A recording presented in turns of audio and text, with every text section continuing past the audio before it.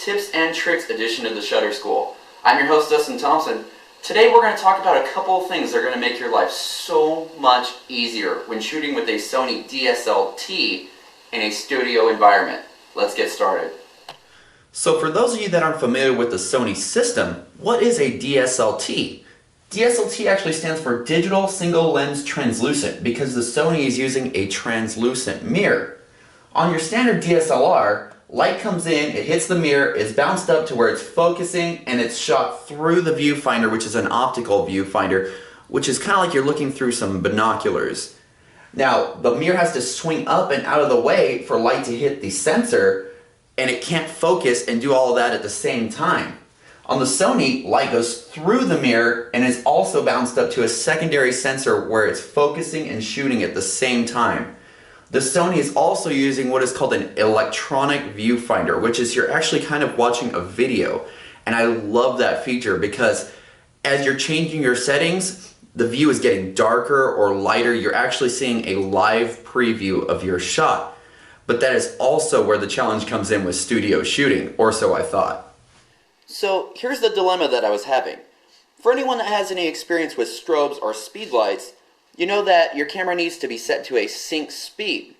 The problem is, at that sync speed, this is pretty much what I was seeing.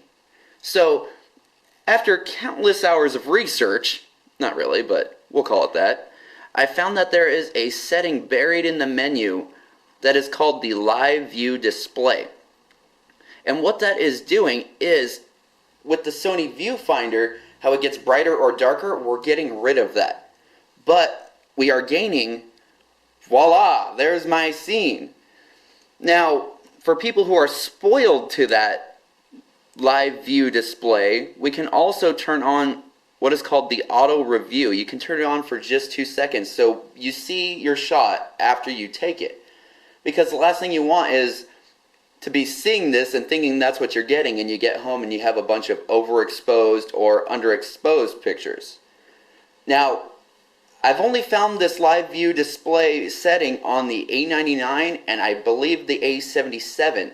I'm not sure if it's on several other models. I know that it is not on my A55, so you can leave in the comments if it is on your camera. Well, I hope this trick works for your camera and that it helps you love your Sony even more. Feel free to ask questions in the comments below or at facebook.com/Dustin Thompson Photography. Be sure you subscribe to the Shutter School. I've got lots of cool ideas coming up. Until next time, I'm Dustin Thompson. I'll talk to you soon. Say bye, Archie. Bye-bye!